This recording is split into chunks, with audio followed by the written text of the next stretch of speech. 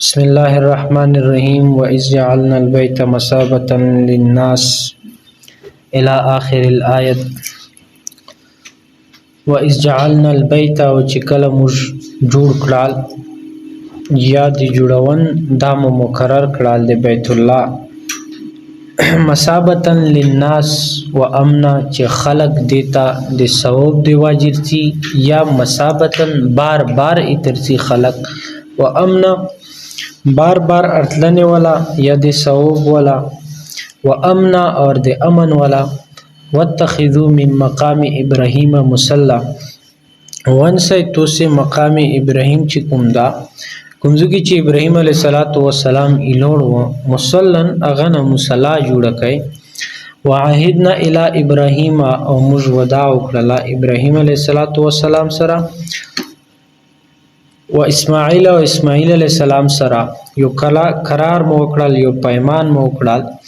انطهر بیتیا للطائفین چې تاسو دواړه وو د مو کور دا صفا کوي للطائفین چې کوم خلق د دې چکر لګون کې دي یا طواف کوون کې دي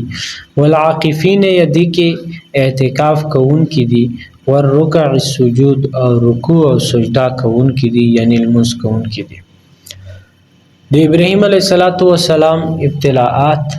او غیب په زمن کې چې څومره ضروری اور اهم مسائل وو هغه منته لږ ډېر تحقیقی خبره مو کړې وي او مسائل مو ذکر کړیو چې کوم د ابراهیم علیه السلام خاص کر خصوصیات وو هغه منه هم تفسیری گفتگو کړې و نو الله پاک په 64 آیات کې د ابراهیم علیه السلام مقام د غي عظمت د غي مرتبه د غي رتبه د غي درجه د غي فضیلت د ټول الله پاک بیان کړل په دغه آیات کې الله رب العزت د بیت الله د خانقاه د دې تعظیم او د دې عظمت او شان خبره کړې نو به هغه کې ابتدایي چې کوم مراحل و ابراهیم علیه السلام تبع حکم وشوال هغه خبره الله پاک په دغه آیات کې کړې دو چې دا بیت الله دا موږ جوړ کړی د خلکو د پرا مثابتن للناس و امنا دوی خبرې دي مثابت ترجمه علما دوا قسمه کړي یو دا چې د ثواب ولزوی ټولو خلکو د پرا چې خلک اغزو کې چی ثوابونه غټي بل د مثابت ترجمه دا کړي دو علما چې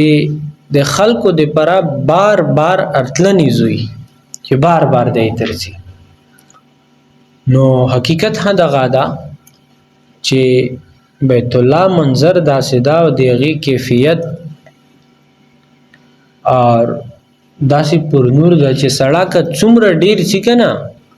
دای چیز چې بار بار دې ترتللا بار بار می دا کتلا بار بار می دا لیدلا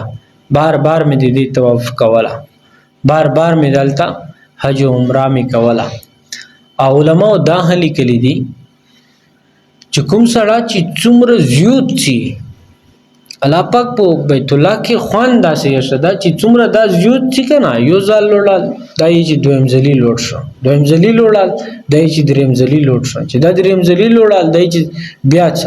چې څومره دا زیات شي الله پاک دې شوق او دې ذوق نور امینه بیت الله کې اچي د بیت الله امینه د زړه کې نور زیاتې چې دای چې بار بار تللا بس نو دا او خبره هنده غاسدو چې تا کام ډیر کم خلک بوي ډیر کم مسلمانان بوي ګنې چونه مسلمان بوي چې دی پزړه کې د بیت الله مینه نوي د الله کور مینه نوي د حرم کتنې یا غي ترتلنې مینه نوي نو الله پاک یو دا خصوصیت پکې شته چې خلک به بار بار ترسي ور هر کوله حج ته خلک چې په لګونو خلک چې او دمره مشقت وي دمره تکلیف وي خو بیا خلک د دنیا کونه نه ترسي او ستړي ستومن وي بیا رسي حالانکه اسه کې یو سړی ډیر شو کې وي چې لوټ شي خو چې ستړي ستومان شي پکې تکلیفونه مصیبتونه پکې وي ني مشقت پکې وي ني بدایي چې بیا سره څنګه دور ذلیلون او توبه مې دي خو بیت الله کې هم مشکات وي، تکلیفونه وي، سړی څي، خو بیا هم الله پاک یو داسې خصوصیات تر کړه چې هر سړی چې زه چې بار بار تلله. مفتی غلام الرحمن سے خپل تفسیر کې یوه خبره لیکلې ده د شیخ عبدالحق نور الله مرکزه حواله سره. هغې لیکلي دي چې حضرت شیخ صاحب ته چا 2 جوړه تسبیح راوړلې حرام نرغونه چې هغې چپي کړلې او ځون سره یې داسې ومژلې، ډېر په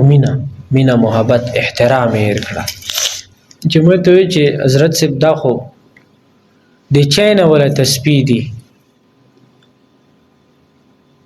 چې هغې ته ووایي چې بالکل د چای نه ولا تسبیح دي، موته پاته ده.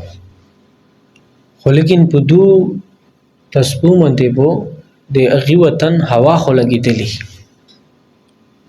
نو چې تسبیحو سره یې دومره مینه وه. اوس مولانا عبدالحق صاحب دا خو موږ نما وخلو خو څوک خو پېژني نه.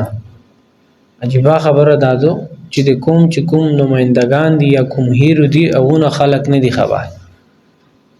خو که د کرکټ کیلډیونو نومې دې پاته یې نه وکړه چې د ویسټ انډیز والا څه نومې دي بیا به دې ته تېرې کړي، انډیا والا څه نومې دي دې ته تېرې به کړي. خو که ته وایې چې مولانا عبدالحق صاحب څوک ته بیا به دا نه خبر، نو دا ډېر افسوس خبره ده. یا دې ته وایي چې د 10 مبشره صحابه کرام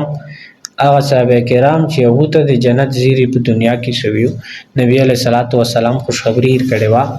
هغو څه نومې وي، بیا نه بوډي ته پاته شته، نه مشر ته پاته شته، نه ځوان ته پاته شته، هېچا ته پته نشته ده. خو چې محفل مجلس کې کښېني به دا یي چې د کعبې امام زه یم او ټول کول خانه کعبه زه په ژبې څټم او ټول کوله به زمزم اوبو منتې زه لمبېږم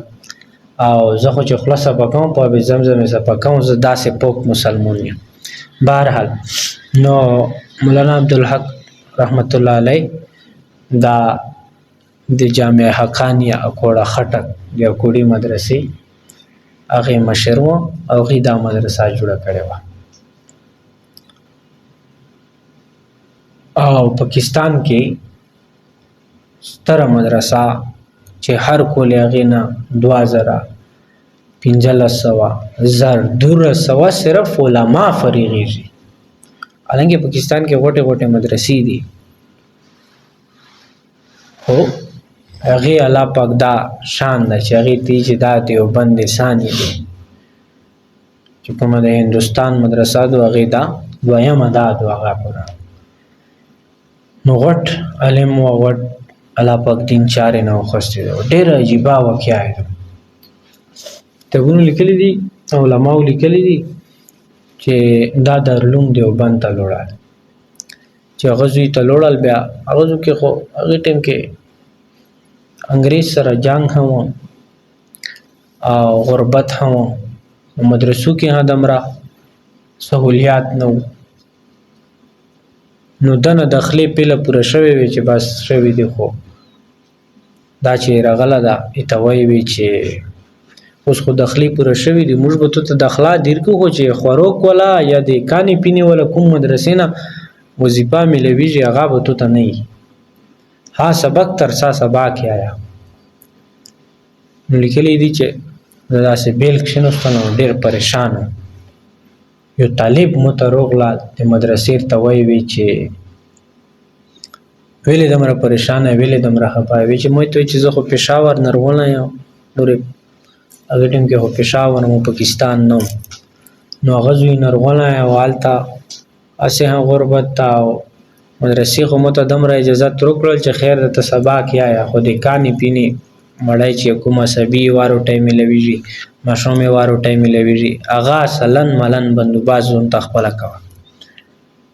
نو لیکلی دي چې مو چې کله هغې طالب ته دا خبره وکړه، هغې وایي چې ته فکر ما کوه، بس ته خپل سبا کې آیا. وایي چې نو هغه طالب ورتلل، لږ غوندې به چې کوم سلن و هغه به یې روکړل، نیمه روټۍ به یې مو ترکوله،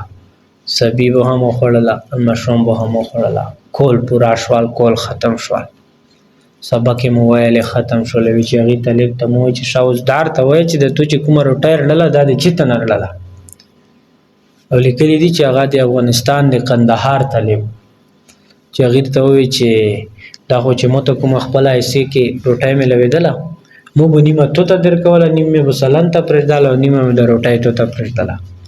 او الله پاک دومره غوټ د دین چارې نه وخوستله. علما یې چې جامع حقانیې چې څومره فضلا دي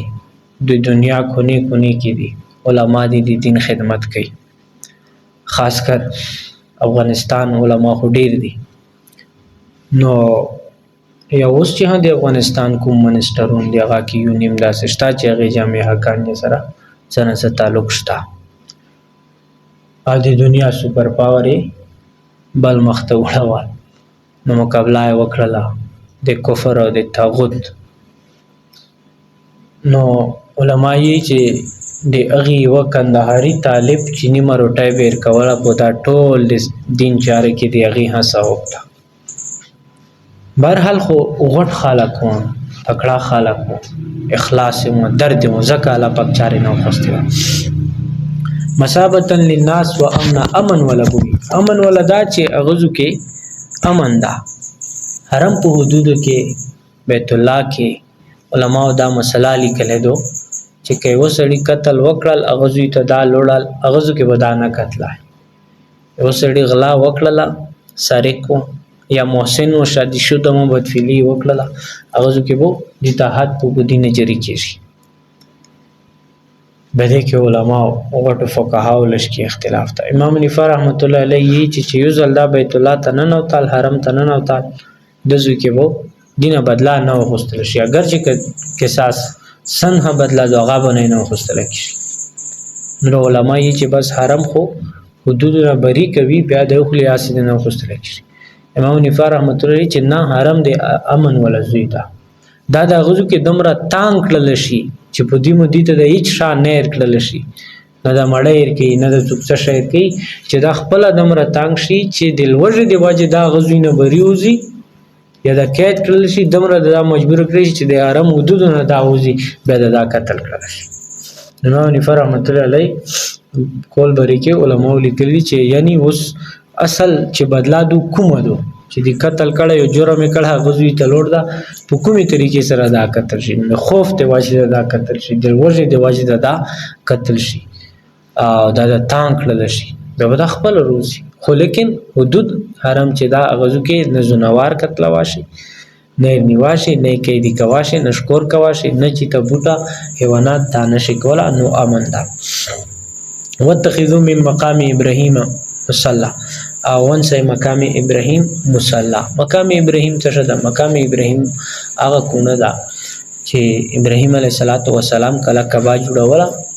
نو بیا بودا پوسه په تعالی کا مشتي د څرنګي کوازاوي کنه کوازې په تور باغه دا پوسه په درې دا نیم تفسیرونو دا خبره هم لیکلې ده چې هغه کونی ته وو چې دی بل کتل کنه چې سیدا کنه اوس خو سال وی کنه دی بلره نه کتل به واغه کونی ته چې ولته لوټ شو کونه ګوره لوړال دی بلره نه کتل نو بیا کونه روغله دی بری کې اوس هم مقام ابراهیم هغه یو زیړه غونته واشه شابان نو غزو کې دا باندې او دزو کې چې سړی طواف وکي بیا غزو کې 2 رکعات نفل کوي. اوس موږ ولا ډیر خلک داسې وي چې هغه بالکل خاص غزوی کې کوي ولته طواف کوي طواف کوونکی او د غزو کې نفلونه ته وته بس غزو کې به د نظری او طواف کوونکو ته ډیر تکلیف وي بیا بدل چیرته چې حرم پورا حدود د غزو کې ودري بس طواف نه بعد دابو وشي دا نفلونه وشي. بل دا چې د پښې د کونه چې وکنه دا کونه د کې د ابراهیم علیه السلام د پښو نشانات خو خلکو دمره ټچ کړل لسو سره استلام سره چې هغه نشانات چې دی هغه لاندې شول لوړ بیا دا کونه چې د نبی علیه السلام دور کې د ابوبکر صدیق رضی الله په دور کې عمر رضی الله په دور کې یو سیلاب روغلا چې هغه امنه حل نوماوه هغه سیلاب د کونه لش کې ورغه عمر رضی الله بیا کسان سوچل چې دا کونه دال تر ورسره سیلاب تا کو به وکړه هغه کونه بیا غوځي تر ورسره نن مفروض خو هغه مته اوس نشانات نشته لکه چې خلکو ډېر ټچ کړه ده هغه ړانګ دی. بهرحال خو برکت اغوزو کې. او بله خبره دا چې د مقام ابراهیم کې چې د کوم نفلونه ورولي که نه دې باندې به انشاءالله سبا خبره وکړو. ټیم پوره ده. واخر دعوانا الحمد